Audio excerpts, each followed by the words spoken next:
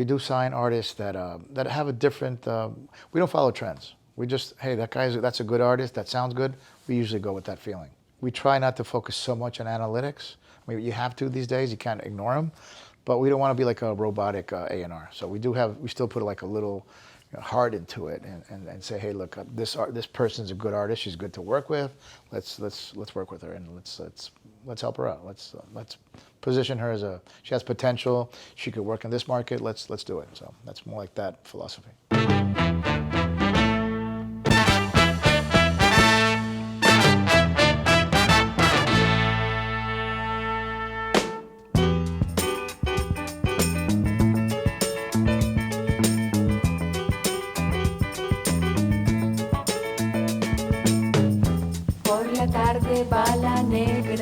Hello, I'm Dennis Murcia. I'm a consultant for Codiscos, which is one of the largest independent labels in Latin America. It's been around since 1950, and I'm based out of Miami. The role music played in my life started with, I guess, my dad would be the first influence I would have.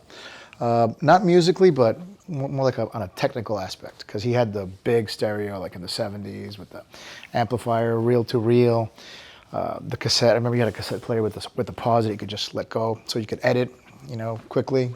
I guess if you're back then, you would understand how those edit works. So he was like my main influence as far as engineering, because my background is in recording engineering, so I got my interest, I guess, from playing with with his equipment when I was a kid, and I would make tapes and remixes and cut and edit. So that's my interest in recording. He wasn't much of an influence musically because he listened mostly to opera and classical music. My older brother was into rock, so being an older brother, he would take over the stereo, and I had to wait my turn. But while I was waiting my turn, I would listen to the stuff he was listening to, and a lot of Queen, a lot of good rock back in the day, back in the early 70s. So he got me really into rock music. A lot of Queen, Boston, whatever, Supertramp, Beatles, what have you. And then my influence started. I started with Kiss. That's my first memory I have of me at 9 years old, getting up, walking to a record store, looking for an album. And it wasn't ready yet. And this was back in South America, in Colombia. And I would walk to the store that didn't have the album, and I would always look for it until it came out. So that's my first memory of being excited about music, like looking for something and making an effort to go to the store, and just finding the album. That's like my first early memory of my influence in music. My first job was a producer in radio, so I was helping the guy who was actually running the radio show. I was there from 92 to 95 or something. It was a great time. Depeche Mode. I mean, all the bands that I still listen to today. Radiohead. And when they were all starting out, you never knew which one. It's like new bands. Like these were all new bands. Nirvana was new. They're all brand new. So it was just great time. From radio, I went to television, which was like a little detour for me, but I learned something. I learned that I didn't like to work in television. And a week in, I realized, wow, I made a mistake. I missed music. I liked the music part of it. I was not so interested in the television side, the news side. So I was a little bit frustrated, but it was interesting because it was Spanish. So it was like Spanish media. I thought I could add value in the Spanish market, which I guess helped me get into radio in Colombia. Some guy in Colombia said, hey, I'm moving to Paris. He was working for the largest radio group. And I was getting the itch to move back to Colombia. And he said, look, I'm moving to Paris. They're giving me this job as a consultant in Paris. We bought a station in Paris. I need somebody to replace me. I was like, I'll take it.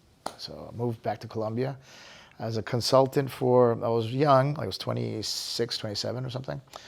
Moved as a consultant for the radio station. So implementing all the stuff I learned at KRBE, implementing that stuff in Colombia. Also, 90s. So back then they had a station that played maybe KRBE program, maybe 40 songs, 40, 50 songs, really tight playlist. So if you're listening a lot, it sounds like you're hearing the same music, but that's how you keep the listeners. In Colombia, they would play 200 songs and a little repetition.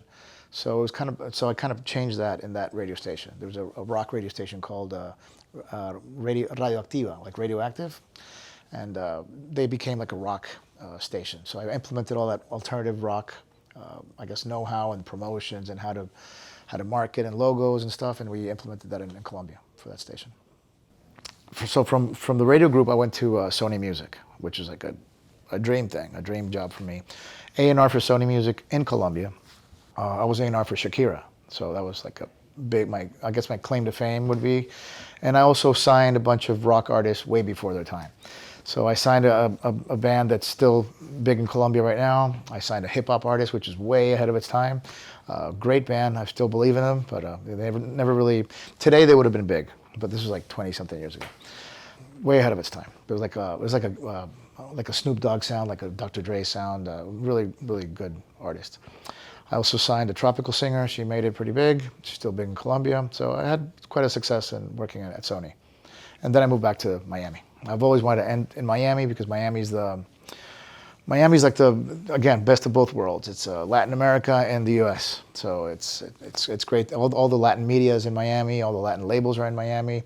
You have to be in Miami. So I always wanted to end up in Miami to work on a regional capacity. So I talked to the people at Sony. And I said, hey, I would love to work on a regional basis. I moved to Miami and they didn't hire me. So, a lot of talk, a lot of bar talk. Yeah, go to Miami, we'll talk. Yeah, so I did, but leap of faith and nothing happened. And then after that, the people from Codiscos were planning on opening a Miami office. I guess like a consulting office for their label, and they were looking for somebody to help them with.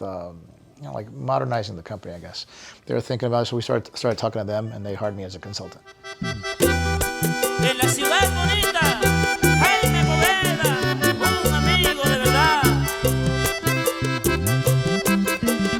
Well, our sound is very particular because we cater to like the East Coast, New York, Miami, I guess in the U.S. The West Coast is more regional Mexican, and we don't have really ties with Mexico. We're more like a salsa, tropical, so Caribbean music. That's like our strength. We did put out a lot of reggaeton artists. We had a huge success in 2013 with Nicky Jam. Nicky Jam became a huge star. We had a worldwide hit, which we hadn't had in a while. So that was great. And that was we had Nicky Jam for a few years. Then Sony just took him away from us, like it happens with all the big artists. But now he's solo again. That was a big one for us. We've also put out Grupo Niche, which salsa is known for being Puerto Rican.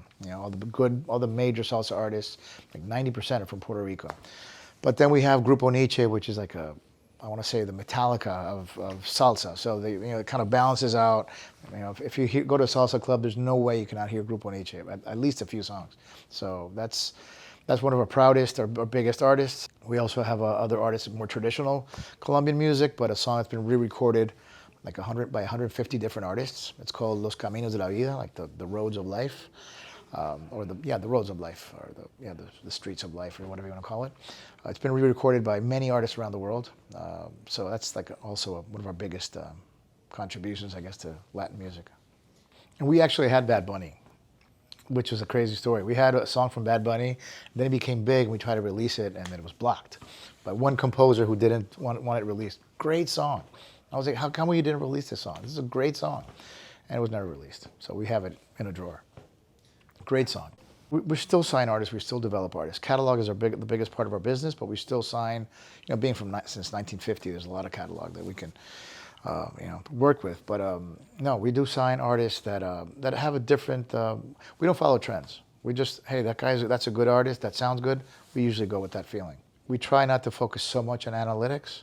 I mean, you have to these days. You can't ignore them, but we don't want to be like a robotic A&R. So we still put like a little heart into it and say, hey, look, this person's a good artist. She's good to work with.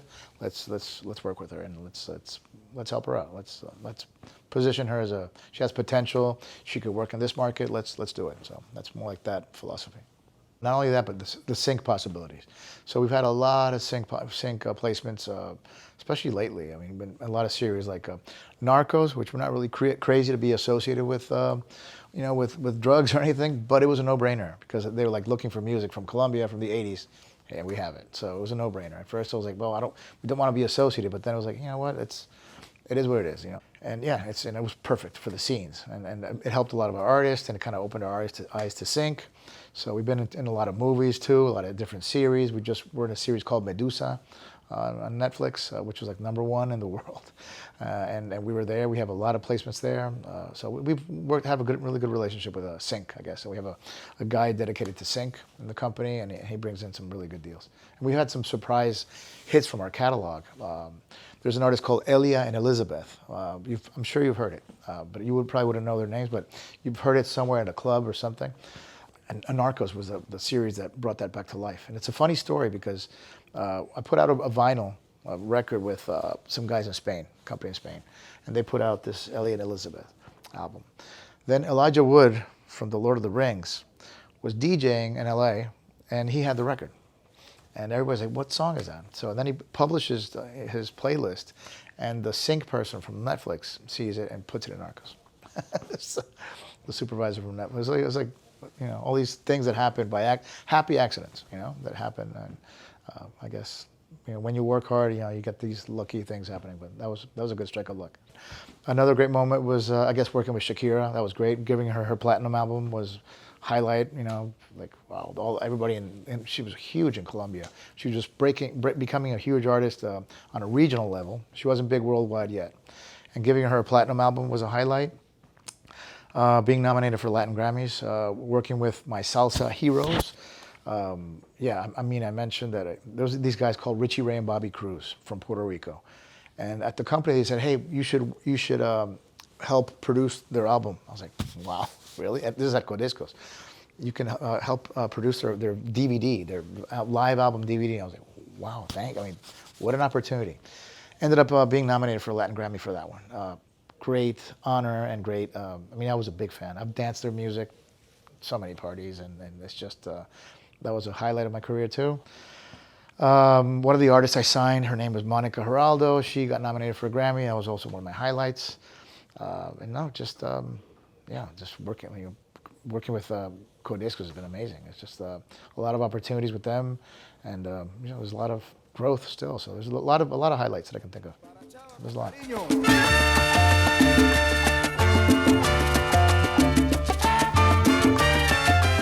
You have the multinationals, you have the Sonys and the Universals in Colombia, which focus a lot on international product. So, and then you have like us, like Codiscos, who focus on local product. So we help the local industry, and we try to export it to the U.S. and to the world. So it's like a different approach than Universal. Universal may have, or Sony may have some local artists and try to export them, but that's not their bread and butter. Ours it is. So we do support the local artists, and we do try to, hopefully, not all the time, but sometimes we have artists that this artist only for the Colombian market, or this artist has international potential. So it just really depends. And there's also a lot of growth with the indie market. So there's a lot of independent artists. Colombians are very musical. So in all types of different forms. It's not just the Colombian music. There's a big rock scene. There's a huge reggaeton scene. There's an urban scene. There's a huge Pacific music scene, which sounds very different from the other coast, because we have Pacific coast and Atlantic coast in Colombia. So there's two different sounds. Atlantic is more of I guess a faster, more of a dance tropical music, while Pacific is more of a hip-hoppy and salsa music. I don't know. So there's a lot of music in Colombia. There's a big indie scene. People want to get their music out, and with all the tools available today, we've seen a lot of growth in the indie scene. Yeah. Sometimes they need help, like from a label. Everybody still needs help from a team of people to help them, and when they do, that's when we come in. How do we use Fuga? Well, Fuga is like our supply chain, I want to say. My job has been to get these direct deals with all the services. So like YouTube, Spotify, you know, all the Amazon, Pandora, all these services we go direct. So we use Fuga as a supply chain to deliver to these services, and it's been fantastic. You know, great team, good people. Yeah, since day one, I'm surprised that very I want to say nimble compared to other companies, but services impeccable. I mean, they're available, which is like, you would think they wouldn't. It's a small team, but no, you got to have a guy in Colombia. You know, Juan Peña is in Colombia, a great guy too. He helps us a lot and quick to respond. I mean, I've spoken to a lot of different people at different levels. You know, I know Molly Newman. I've never done any business with Molly, but I really admire her because she had nothing to do with us. But I work mostly with the Fuga people. They've been great. I mean, great. Greg Vegas is great. A lot of good people. Yeah. What do I know now that I wish I knew 20 years ago? I mean, if I knew I would have. I guess back to streaming. I would have prioritized streaming more. I mean, of course, it's kind of hard. I mean, when it was starting, nobody would listen to me. You know, people were like, oh, well, how much of this? How much income do we make? Oh, $100. So nobody. That's not going to happen. Everybody's focused on the CD and selling DVDs and CDs and DVD packages and 3 DVDs, and it's like race to the bottom. I wish I could have had like, hey, look, this is the future. Streaming's going to be it. You know, YouTube's going to be it. And yeah, I wish I had that crystal ball, but yeah, that would be it. That would be it, because it's been my job and it's been frustrating. At first, it was very frustrating. Nobody would listen. I was like, hey, listen, this is where the growth is. And I have an email that I sent to one of my guys in Colombia. I still have that email where it says, hey, this is where the growth is. And I actually said, like, hey, like in 15 years, we're going to be laughing. We're going to be running this place. You know, we're going to be, this is going to be the most important department. And it happened.